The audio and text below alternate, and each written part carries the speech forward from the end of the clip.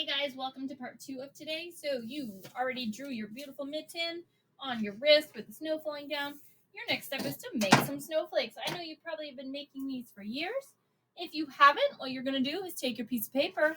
You're going to do a lot of folding. So you might, because we're going to have a pretty small snowflake. So our first step is to make sure the snowflake's going to fit in our hand. So I take my paper, I cut off a section that's going to fit in my hand. I then start my folding.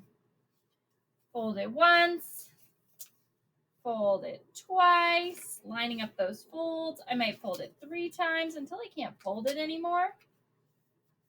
Okay, if you want, you might take it right here and you might draw a little rainbow to cut on to make it circular or close to circular. So then I'm going to go ahead, I'm going to cut close to on that, but cutting off at the same time. So I'm going to have something that kind of looks like an ice cream cone. And my next step is I'm going to go ahead and take little snippets. They could be little triangles. They could be little circles. I could cut from the other side. Just make sure you don't cut through the middle. I may also open it up. And I might go ahead and make some cuts on this side. Maybe some different kind of shapes.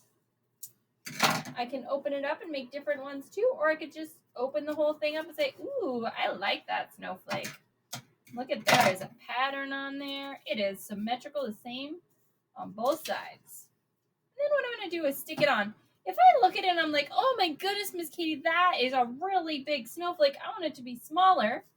So you can close it back up and make it a little smaller. So I'm going to take some bigger cuts off here. Cutting down here, making it a little bit smaller. Yours does not have to look like mine, guys. If it's still too big, I could go back in and make some more cuts. So I have this really dainty snowflake right here. I kind of like it. I'm going to kind of leave it a little bit scrunched up. I'm going to put a little glue on the back and then try and make it stand up a little bit when I stick it down so that it kind of looks like it is falling into my hand. So I have my mitten, I have my snowflake. My art for this week is done. Great job.